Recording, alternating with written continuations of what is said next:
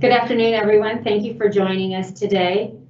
We are here today to talk about the displacements in Phoenix and to answer as many questions as possible for you. Before we get started, we're going to go around the room, and then we will also we have some flight attendants who will be answering questions for you who are virtual also. So first off, I'm Julie Hedrick. I'm the National President for APFA. Hi, I'm Larry Salas, APFA National Vice President. Hi, I'm Marty McMillan. I'm the APFA National Scheduling Chair. Hi, everyone. I'm Josh Black, APFA National Secretary, Phoenix-based flight attendant. Okay, and Mark Littleton, could you start us off, please? Sure. Hi, everybody. I'm Mark Littleton. I'm a Charlotte-based flight attendant, and I serve as the assistant to APFA President Julie Hedrick. And next, Brian Walsh. Hey everyone, my name is Brian Walsh. I'm a DCA-based flight attendant, and I'm the APFA National Contract Chair. Next, we have David Arnett. Hi, I'm David Arnett. I am a Dallas-Fort Worth-based flight attendant, and I'm also an unemployment specialist and a contract and scheduling representative. Okay. And we have Robin Agee. Hi, everybody. Robin Agee, Phoenix-based flight attendant and Phoenix-based vice president for APFA. Thank you, everyone. And again, thank you for joining us today. I know this is a very difficult topic for everyone. This is not something that I can say that any of us are here and that we feel for Phoenix, and we want to do as much as we possibly can for the Phoenix base to help out with this situation. A lot of our questions today that have been coming in is, what has APFA been doing to fight this displacement for the Phoenix flight attendants? And I'll tell you, this started back with the PSP extension. Obviously, if we would have gotten the payroll support program extended, we might be in a different situation than we are today with seeing displacements in Phoenix. As all of you know, that has not happened yet, but we continue that fight. We also have done numerous LOAs for VOPs and for leaves. And we also did a special transfer in October to allow everyone to transfer to any base, even if they were on a leave or furloughed. We had hoped that this would take care of the situation and that they would, the numbers for Phoenix would get naturally to what they needed to be. At that time, Phoenix, Los Angeles, and Miami were the three bases they were saying needed to reduce by 800 to 1,000 flight attendants. And with Phoenix being a more senior base, it did not reduce the amount that was necessary. LA and Miami, between the furloughs and the VOPs, did reduce to the sizes that were needed. So unfortunately, Phoenix, we did not get to the right size with Phoenix. And I will tell you, even though, with that being said, we have still been fighting and discussing this with the company if there's any way we can push this off or delay this, especially outside of the COVID timeframe, when we realize it's going to be a really difficult timeframe for everybody to get out and look for a home or look for an apartment or a room to rent to a new base. Unfortunately, we have not been successful, but I don't want you to think that we have not been pushing for that on a daily basis for the Phoenix base. One of the things that we have been pushing for is to try and make sure that all of you get your first priority of base of where you want to transfer to. And December 3rd is the deadline for that at 8:30 in the morning. And I will tell you, we will make sure we are in contact with the company and keeping abreast of where these transfers are on that day. We want to try and get everyone to where they want to be based. Part of the process with the contract is the company creating openings in bases that are in close proximity to Phoenix.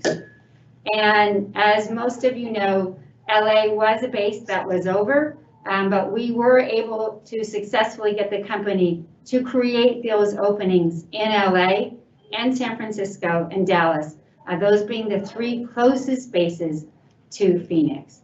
So please make sure, it's really important you get your transfer bid in and that you have your first priority on there.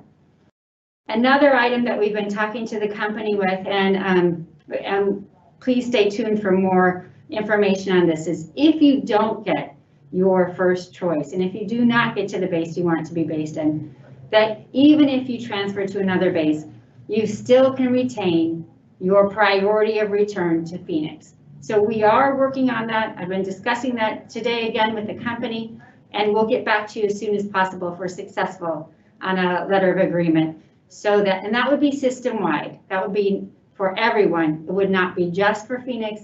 Any LOAs that we are trying, that we would do would be a system-wide LOA to help everybody. I'm trying to think. I know there's a few more items that we want to make sure you're aware of. I know Brian, I think we wanted to talk a little bit about training and about the requirements for training of the bases that you might be transferring to. Do you want to discuss that a little bit, Brian? Absolutely. So I do work a lot with the training department, and it's just important to know that as you're looking at your prospective bases, to keep in mind the types of equipment training that are required at each base as you make that the hard decision to choose where you're looking to transfer.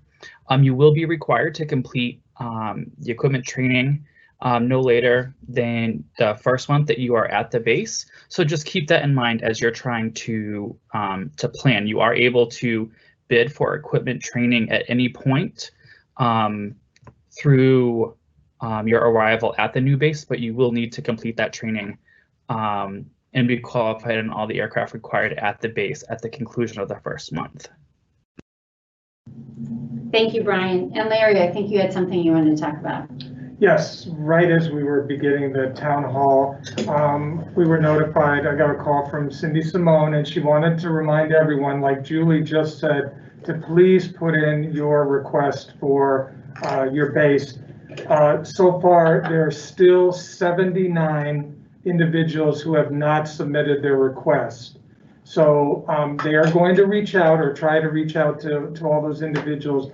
But if you can all get the word out to your fellow flight attendants that may be affected by the displacements, that they have until December 3rd to get their their preference in. Again, there's still 79 outstanding individuals. Thanks, Larry. Yeah. One of the other things is we had heard that the company was telling flight attendants who are out on leave that they would not receive settling days. We had a discussion with the company, and they are in agreement now that even if you're out on leave, when you come back from leave, you will get your settling days.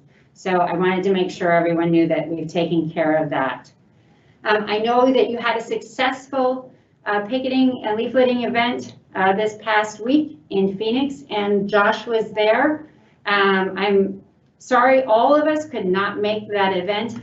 We had a very busy week last week as far as the union work, I will say. On Wednesday, we were working on, as most of you probably saw, the vacation buyback LOA. And as you know, we have monthly vacation buyback in our contract, but normally monthly vacation buyback is done prior to the bidding period.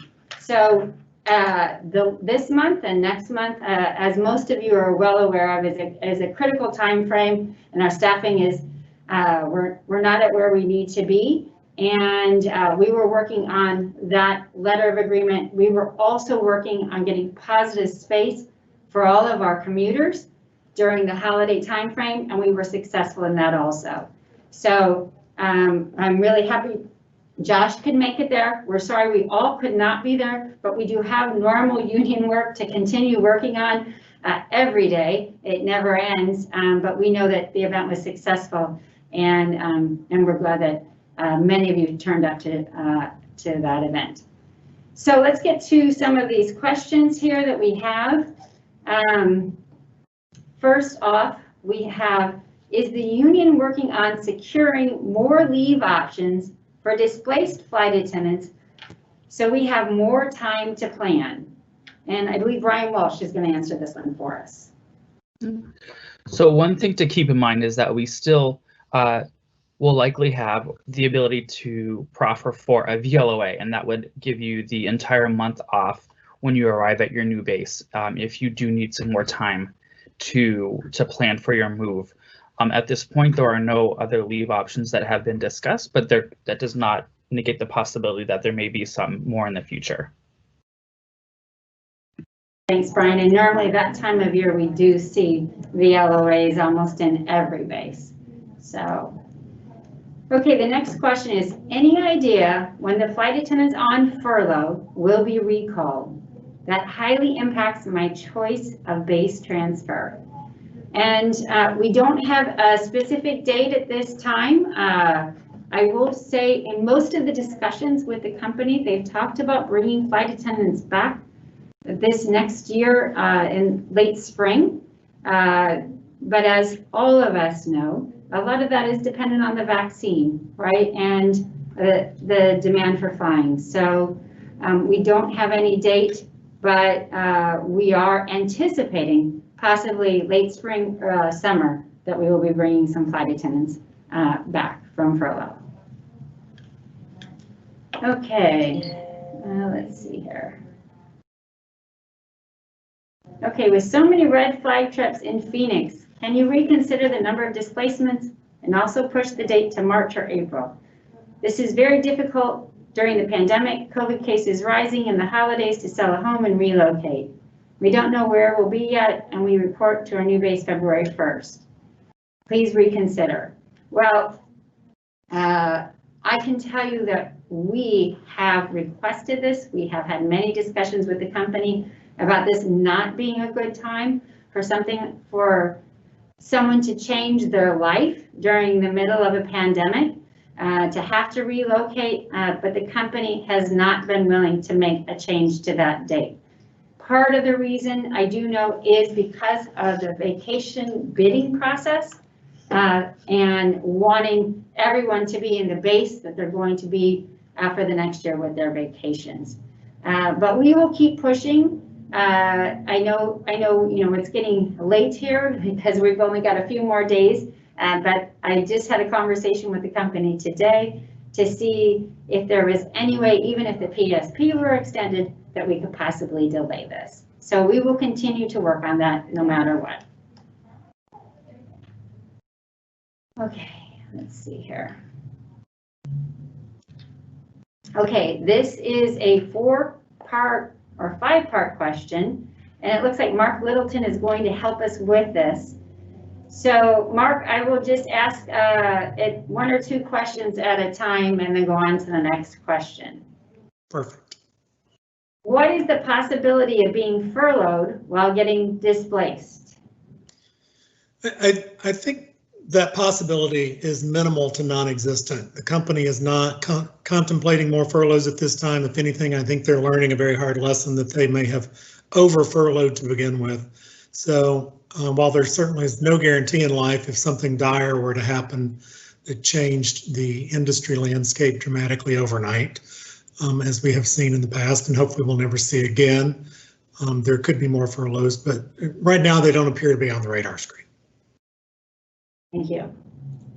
Okay, and are there any sort of protections for those of us getting displaced? For instance, say we have to sell a home and move, then in the middle of moving, being told we are furloughed. Is there any guarantee that the move would still be reimbursed?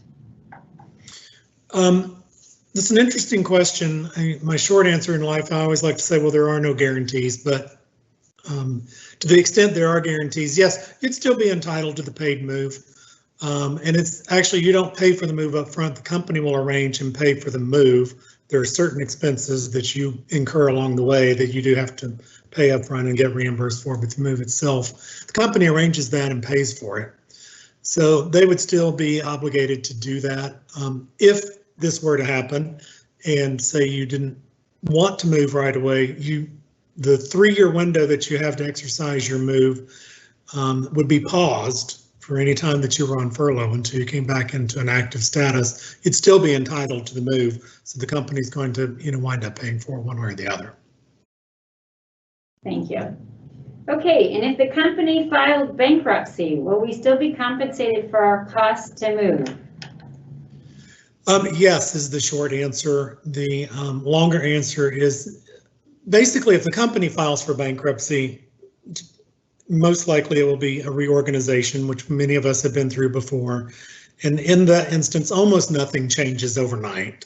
And then the company can't just say we're not going to do X.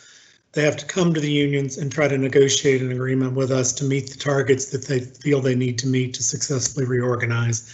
And only after that process is exhausted, if we can't reach an agreement, then they're free to go to the court and ask the court to impose changes. But again, most of the cost of the move now would be between the company and the moving company, not between the company and the flight attendant. Thank you. All right, two more, Mark. Do we get any extra personal days while getting displaced? It's personal days, no. And I'm not sure if this is a question is about settling days, because you do get 5 days to move if you're going to move, or to settle in your new base, even if that's just going to look for a crash pad or whatever. Contractually, under Section 5D of your contract, you're entitled to those settling days, so you do get those days. I guess I would also point out that if you're not going to move, you still wouldn't get any extra personal days, but if you register as a commuter, then you would be covered under the commuter policy, which buys you some more leeway if you have difficulty in commuting. Thank you, Mark. And is there a main point person? The first person you're going to want to contact, and I think this is in the packet the company sent to you, Rick Carpenter is going to be the person you contact to set up your move. Of course, you always have your flight service manager as a point of contact as well, even though they'll probably refer you over to Rick or somebody in Rick's office. That would be my answer. Julie, you may have a different answer to that question. That's it. I think that's a good place for them to start, especially if they're moving, right? And then if they have other questions regarding any other items, they should contact their flight service manager, or they can contact the union here for any questions, let's say about co-terminal flying or satellite flying, right? Or commuter policy, anything like that. So there are many people who they can reach out to ask questions for. Okay, this next question. A1 for the first year, these look like they are suggestions, right? For us to ask for. So it says A1 for the first year, to and from commuting city for the purpose of working, be able to get into first choice base without losing priority of return, push it back 1 month, and not reserve the first month. Okay, well, we have thousands of commuters in our system right now, right? And so we have to make sure that whatever we do for any commuter goes to every commuter in the system. And as most of you know, right now we do not get positive space to work. We were able to get that for our flight attendants over this holiday critical time frame. And that was from the Wednesday prior to Thanksgiving through Sunday. And we will continue to push for that when we are in situations where all the flights are full. And we've been pushing for positive space, I think, since last April for our flight attendants throughout this pandemic. So we will continue to do that for all commuters. Next is be able to get into your first choice base. We are definitely pressing the company. It's really important that you get to your first priority, the base that you listed, for moving expenses, obviously, and for priority of return. But as I discussed, we are in discussions with the company about if you do not get to your first choice of base, that you still can subsequently transfer to another base and still retain your priority of return. So those discussions are taking place. Pushing it back 1 month, we have tried to push it back. We'd like to push it back when we're out of the pandemic. That's what we've really been pushing for. We have not been successful though. And not on reserve for the first month. As you know, there is contractual language in our contract that when you transfer, the first month, if you're reserve eligible, you would set reserve. So we are also in discussions about that and more information to follow.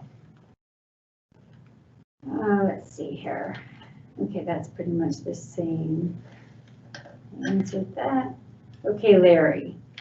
Upon being displaced to Dallas and becoming a commuter, would one be required to pay for their own hotel for CQ training since Dallas would now be their base? Yes, you would have to pay for your own hotel if it, when you come in to attend CQ and you're DFW based. And then, Larry, do you want to take number 2 also? Will the only possibility to return to Phoenix be through a mutual transfer? Since Phoenix will be closed, technically, yes, that would be your only way. Until vacancy transfers. Yeah, until vacancy transfers. You know, there's no way to know for sure, but, you know, people are constantly transferring from base to base. So there may be an opportunity that you could get back to Phoenix at a later time. Right. But certainly through mutual, yes, that option will be there as well. And then they'll have their priority of return. Correct, So if there are any vacancy transfers, then they would go to the top of the list. Yep. Okay, is it possible that fewer than 284 active flight attendants will be displaced? Mark Littleton, it looks like you're going to answer this one for us. Sure. The answer is no. The company has said that the 284 is a firm number. Even if some number of people who are not on the displacement list were to transfer out of Phoenix, it won't offset that 284. Okay, thank you, Mark. And I believe we've already answered the other one. Okay. Okay, answered that. Okay, Mark Littleton, this is another one for you. I am a displaced flight attendant. If I submitted a priority return to come back to Phoenix, but pay to move and get reimbursed by AA for my move via cargo and Serva, does that leave my priority return active, or does that void my priority of return? You are still entitled to your priority return even if you take the paid move. That does not negate your priority to return. Thank you. Okay, this next one, it looks like Brian Walsh will be answering. The company is saving millions on this displacement, knowing full well most flight attendants will not exercise the contractual move provision. Can we propose waiving our contractual move in lieu of A3s to base for up to 24 months? We could still be jumped for oversale, but it would allow us to transition easier and not cost the company really any extra money. All right, so thanks for the question. I think that, Julie alluded to this a little earlier when, we do have thousands of commuters across the system. And when we're looking at items that could be given to a specific base for commuters, we have to keep in mind that there are commuters at every single base. And so we're just not able to offer the A3s to a specific base without having them offer the rest of the bases. Thank you, Brian. Okay, Marty, it looks like we've got one question on this next one for you. What will the company do for displaced flight attendants who have a...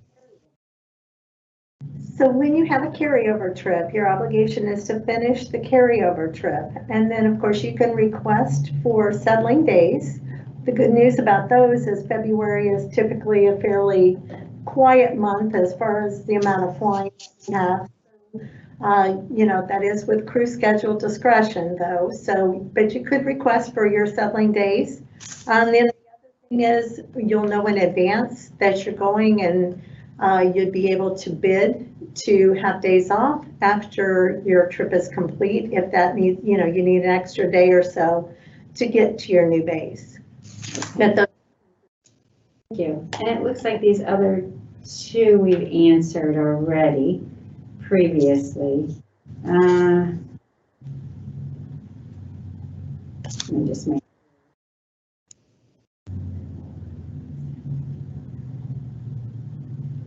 Okay, the last one of this is bases are already having trouble getting the hours people need where we are being sent to. This is a financial setback. The payment for JCBA value if we choose to commute. Okay, so as far as the hours, and let's take out November, December, because no one's having any problems getting hours November, December, on top of red flag, right? As I think someone said, red flag has been available in every base. But let's go to, let's say, January, February, March. When they do downsize the base of Phoenix, that flying will go to the other bases. So if even though we have flight attendants going to LA, to Dallas, some of those flying hours from Phoenix are going to move into those other bases. As far as getting a payment for the JCBA relocation value, if we choose to commute, that's a contractual item, and that would be something that we would have to negotiate in the contract, in the next contract. We don't have that in this current contract, so that is not something that we would be able to achieve right now for the Phoenix flight attendants. Okay. Okay, Marty, I've got one more for you here. The company has informed us the downsize of Phoenix is to reduce cost. However, with our pairing construction, we've seen a lot of pairings that are covered with more flight attendants than needed. Example, one crew works to a city and deadhead back, with a crew deadheading there and working back. Can we look at pairing construction to save money and prevent displacements? Right. And we notice those things too. We do go through all of the allocations for every single base prior to them being placed into the PBS for bidding.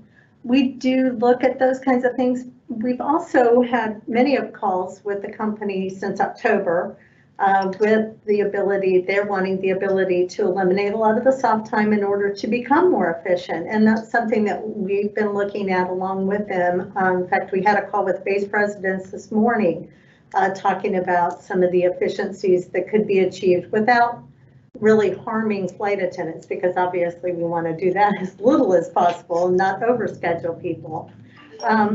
And I think a lot of the times that you're seeing flight attendants deadheading one way and another crew deadheading back has to do with a lot of the cancellations that the company is experiencing after the trips have been built. So the trips are built and then all of a sudden there's a reduced need for flying.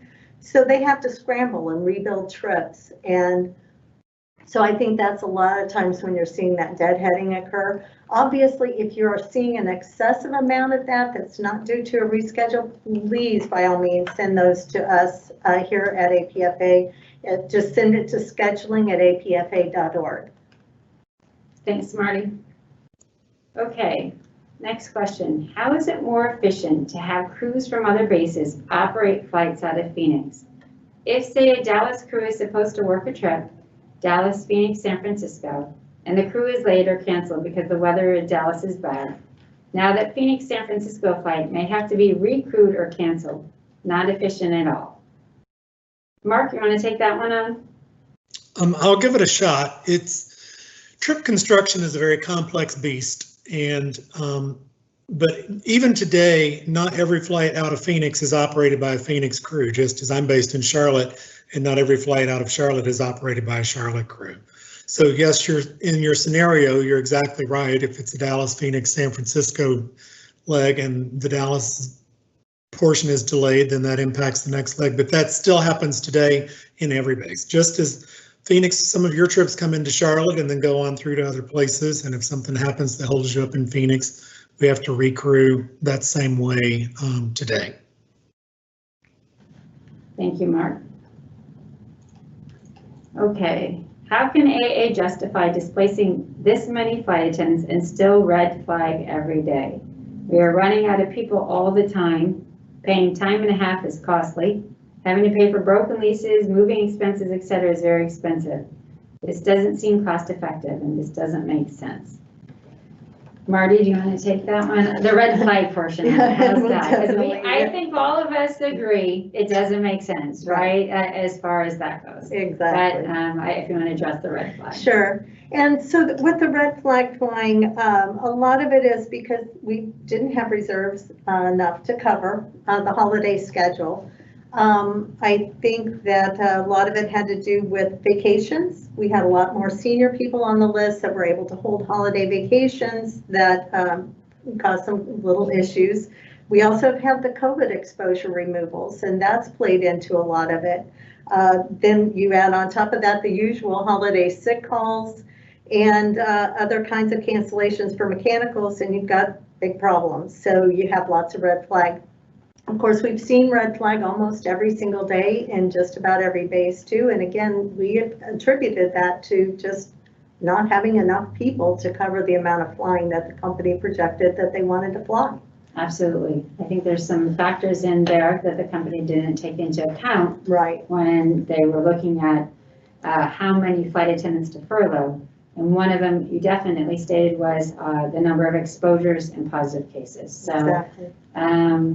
and I think also when you were talking about vacation, we had with our VOPs and leaves, a lot of that vacation went back into monthly rebid. Exactly. So we have quite a few flight attendants who were able to get the holiday, even not in the first annual vacation bidding, but through monthly rebid. Exactly. So, Exactly. yeah. Okay, thank you. Okay, Mark, another one for you. Are settling days connected to AA paying for a move? Can I use my settling days to find a crash pad in February and move in a year or two to my base if I cannot transfer back to Phoenix? Okay, yes, you can absolutely use your settling days to find a crash pad in February and then move in a year or two. But the important thing to note is you only get one set of settling days. So if you use those to find the crash pad in February and then 2 years later you decide to move, you won't get another set of settling days. But you're entitled to a set whether you move or not, and it's up to you when you want to use them. Thank you, Mark. Okay, next question. It has been known that the company would downsize the Phoenix base. Why have mutual transfers been allowed? The company maintains that this is contractual.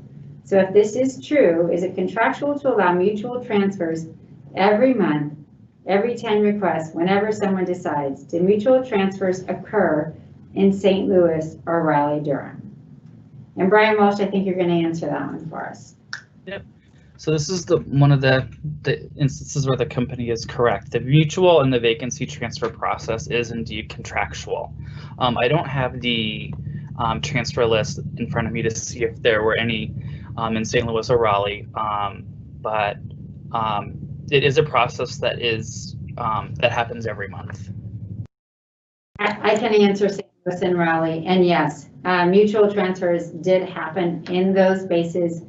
Once the base closure was announced, if you mutualed into that base, you did not get moving expenses though, but they did allow it, and it is a contractual item. Let's see here. Okay.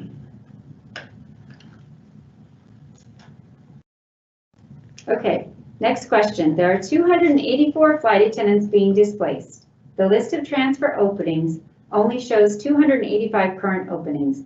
However, there are senior flight attendants not being displaced that have priority bidding on those transfers.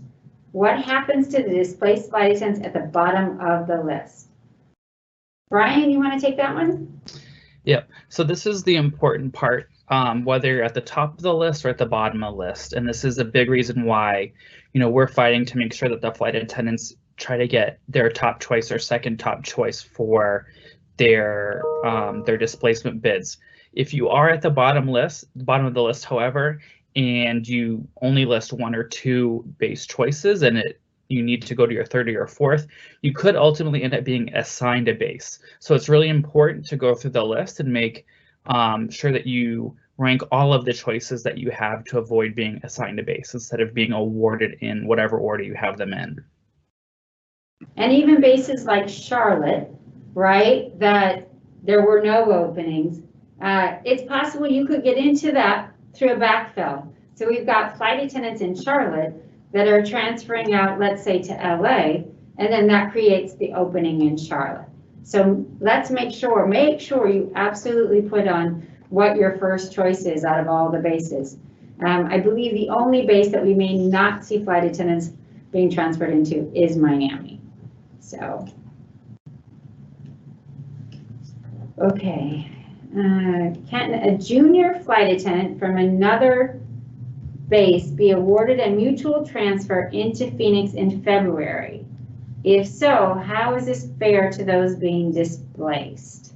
David Arnett, you've been pretty quiet today. It looks like you want to take this on.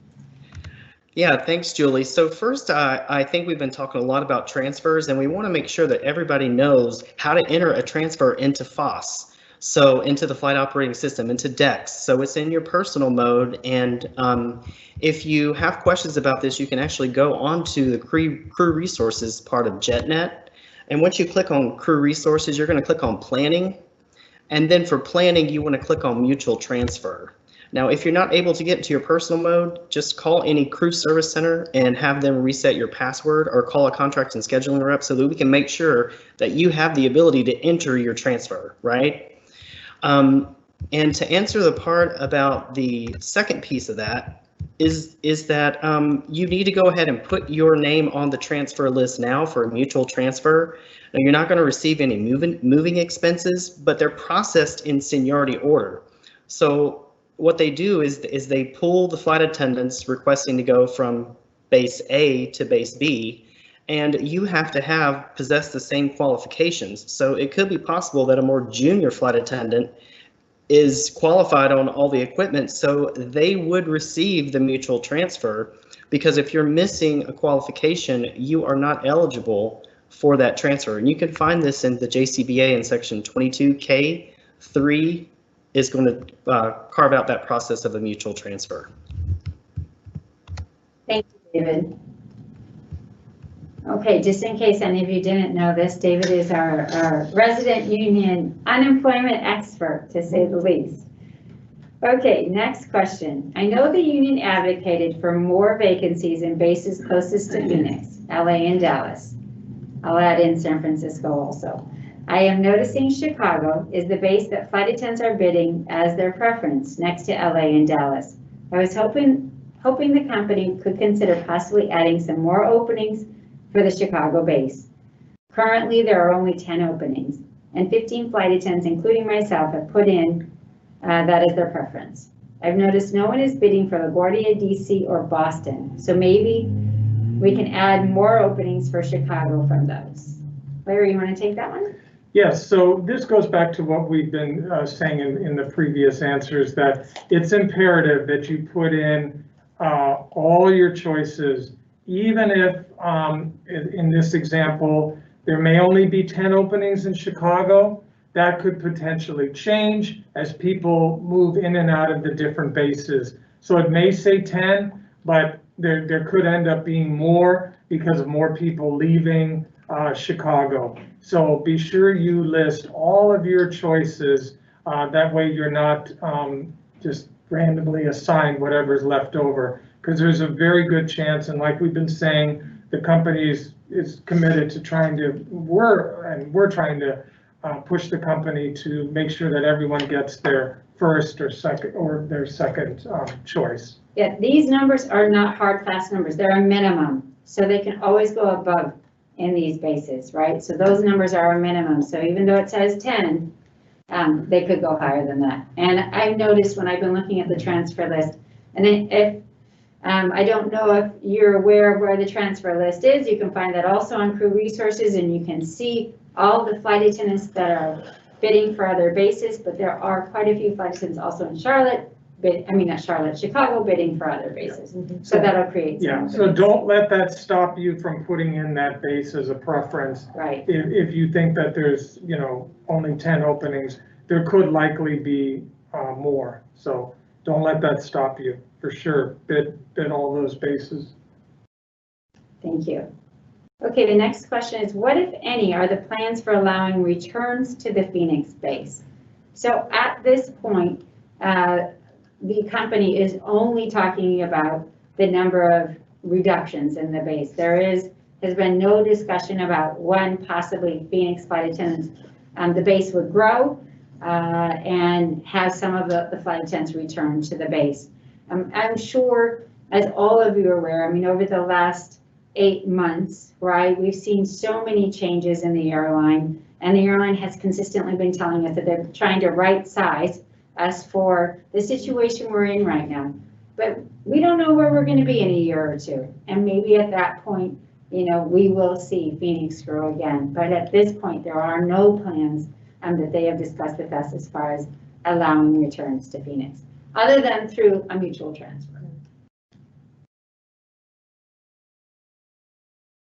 Okay, the next question is, what is the union doing to keep the contract language of close proximity and light flying to all the flight attendants?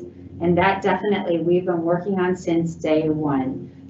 The number of openings, especially in the LA base, because that was one of the bases that they had planned to reduce, and they did. That number is quite a bit more than what the number of openings they had originally discussed having in LA. So we feel it's very important to make sure our Phoenix flight attendants, who LA is their first choice, get to that base before recalling flight attendants to the base.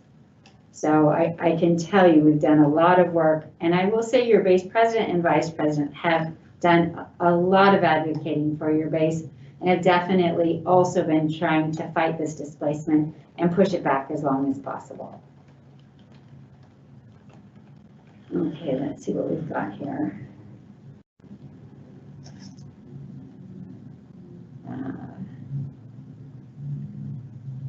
Okay, I think we've already answered that one. Okay, Robin AG, it looks like she's going to answer this one for us. From my understanding, the company opened up California bases with the displaced flight attendants specifically in mind. For example, I'm interested in San Francisco. The top 5 transfers on the list are not displaced flight attendants, rather flight attendants leaving LA. Why can't there be an LOA that these openings are for displaced flight attendants, or at least an agreement that we can transfer to a closer base and not lose our priority? This is involuntary displacement. I want to know what the union is doing for us. Well, I can tell you that the union has been advocating to see if we can't make sure that flight attendants get one of their top 2 spots requests. There also, we have to remember that this affects all flight attendants with transfers and mutuals because it's contractual, and we cannot just focus on our group here. As much as I would love to, we still have to follow the tenets of the contract. Excuse me. But the APFA has been working hard, as well as Michelle and I, to make sure that, you know, that we've got the openings at each base that you guys are going to try to get into, and that if possible, that when you if you get an opportunity to go to your first base, that you won't lose that right to return to Phoenix. So those are things that we have been working on. Is that the? Thanks, Robin. I think that when I look at this question, you are right, because I looked up the transfers last night, and when we've been discussing the openings, that's been part of the discussion, is already the number of flight attendants who are on those transfer lists. So we've been watching this very close to make sure, also, as you're putting in your bids, we're watching your bids. So please, if you can get your bids, I think Larry said there's 79 more that need to bid. It's really important you get those in so that we can make sure we advocate for you as much as possible to get you to your first base of choice. And I will say, I know I was looking at all the bids last night. There were, right now, I think we actually look okay with the majority of bids coming out of Phoenix to get you to the bases you want to. But if we've got 79 more flight attendants that need to get bids in, I'm urging you to please get those in as soon as you possibly can. We don't want you to forget, anybody to forget. Exactly. I'm looking at some of the lists now, and it's great. People are putting in up to, 9, 10 preferences, and that's really what we were talking about here. So that's really great that that people are keeping that in mind, that if they don't get their first choice, they have subsequent choices, so that they're not randomly just assigned whatever is still open. Yeah.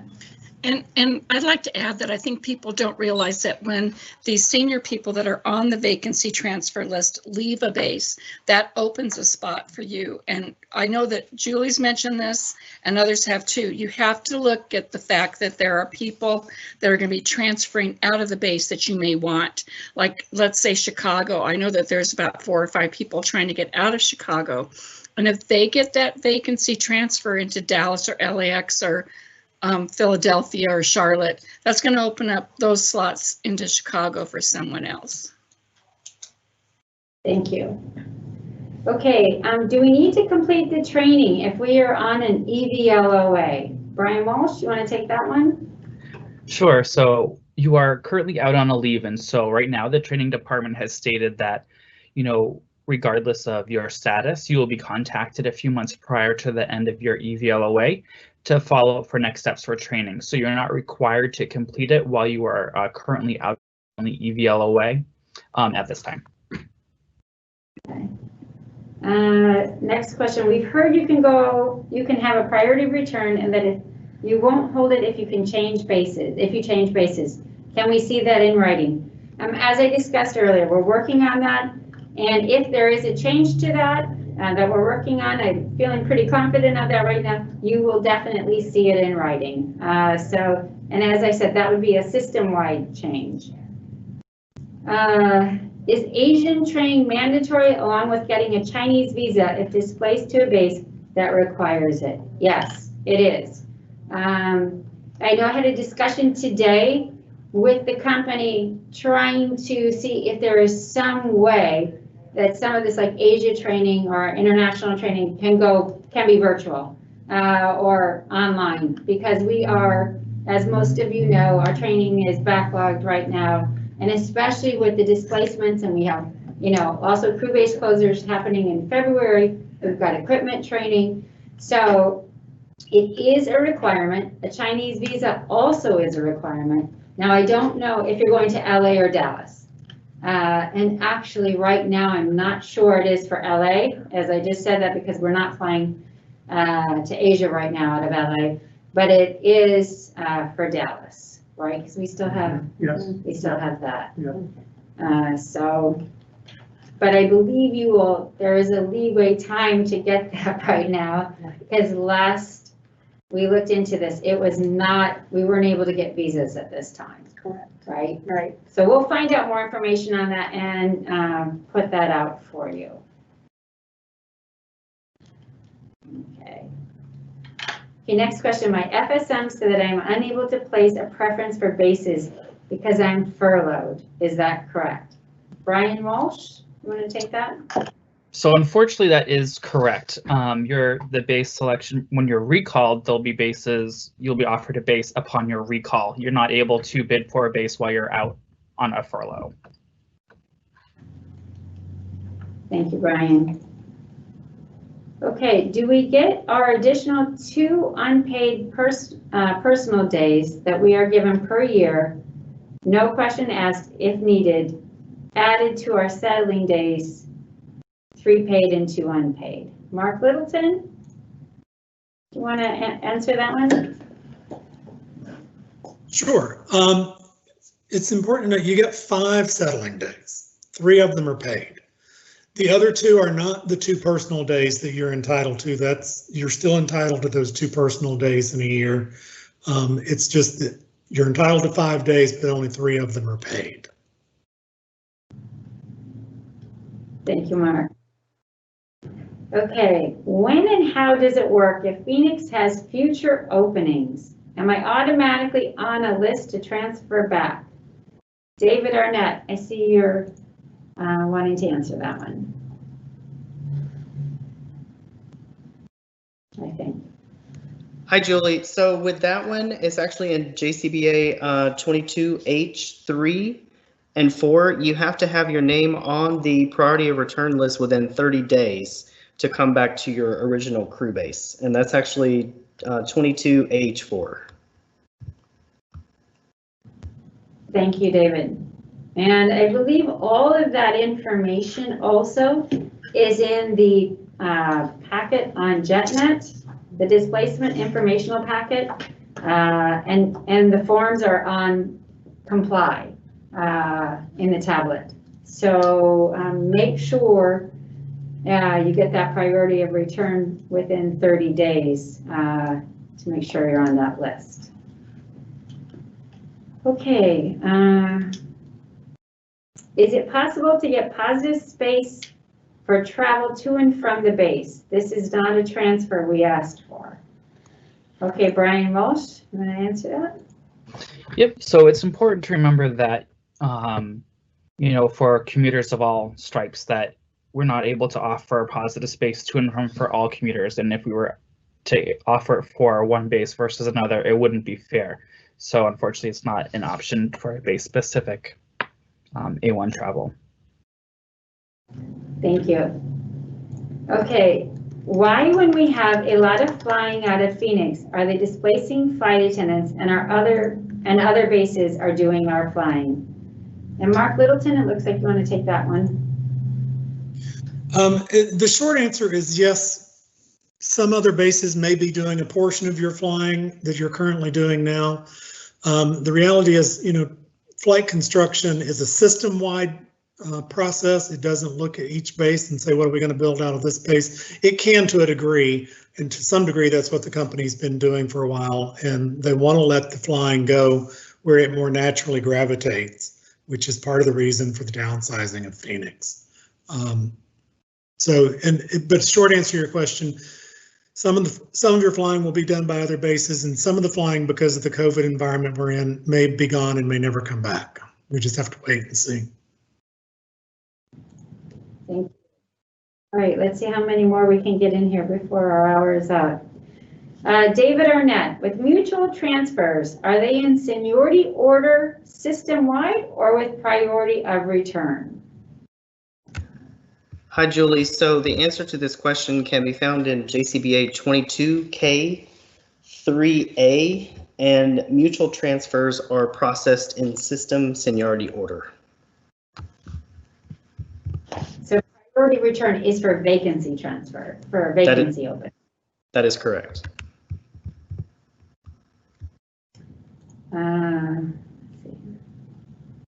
Okay. As a furloughed Phoenix flight attendant, when do I bid on my base or am I assigned a new base? Brian Walsh? Yep, so when you're recalled, you'll be recalled to a new base.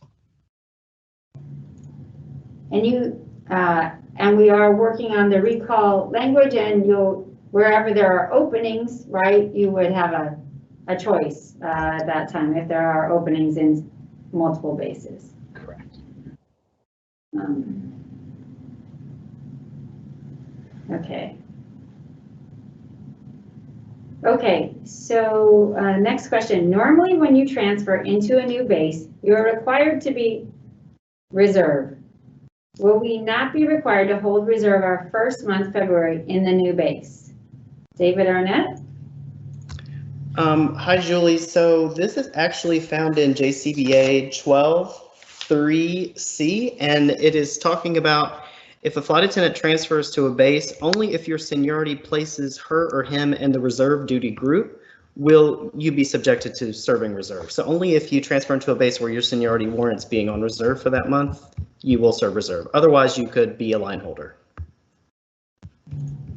Thank you, David.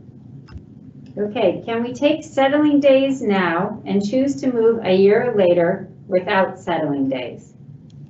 And Mark Littleton, would you like to answer that? Yes, you can do that.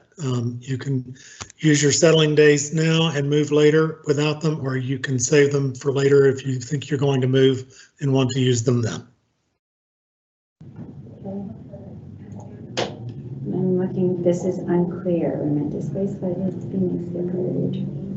Oh, okay, so it looks like, I'm gonna just answer this one again because the flight attendant says we were unclear in our answer.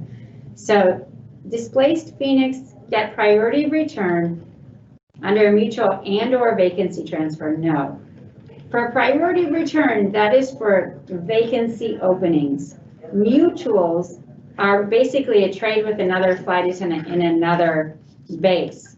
So priority return does not apply to mutual transfers. So if you want to try and get a mutual, you would also have your name on the list. But a priority of return list is for vacancy openings only. Okay, I believe we've answered, hang on one second.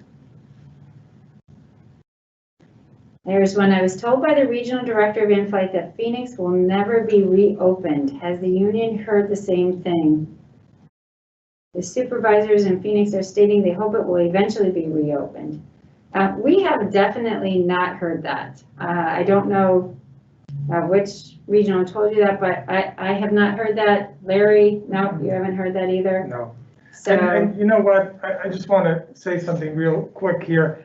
Julie and I were both based in San Francisco for years, and San Francisco, they have for a long time had said that we're not going to allow transfers in, that it was staying a stagnant base, et cetera, and here we are years later, and they have let a lot of people back in there. So really, for those of us that have been here a long time, we know that nothing stays the same, and the constant change is just part of this industry and part of our livelihood, our jobs. So anything is possible, you know, but for now, we know that it's going to stay closed, but again, who knows what's going to happen in the future? So much could change.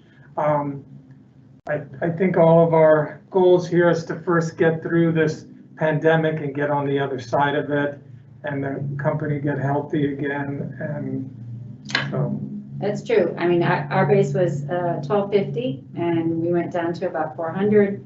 And now, in the last time when all the transfers were happening, they were increasing the base of San Francisco. So you just never know.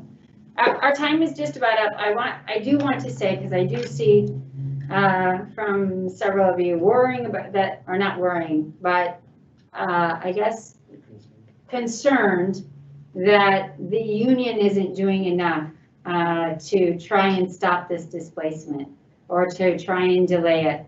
And I can definitely tell you that the national as well as your base leadership have had many discussions with the company trying to delay this. I know what the company has stated to us numerous times is that back in 2019, they did state that they would need to downsize Phoenix. At that time, the numbers they gave you back then was based on a different airline. The airline we are today and the number of line holders we have today is much less than the airline we had back in 2019. So while I know this is very difficult, I do want you to realize the union has definitely advocated for you and are trying to do everything we possibly can to make this easier on you. We know this is not a choice that any of you would want, or something none of you want to transfer to another base. We wish we could have prevented this through the VOPs, through the leaves, but that did not happen. So we will continue to advocate for Phoenix as much as we possibly can. December 3rd, when the transfer is to happen, we will make sure that we are part of that process and that we can, you know, help push if they need a few more in Chicago just to give everybody their #1 choice, or Charlotte, we will be there doing that. We will also still be having discussions with the company regarding the subsequent transfers, that if you transfer, that you still keep your priority return.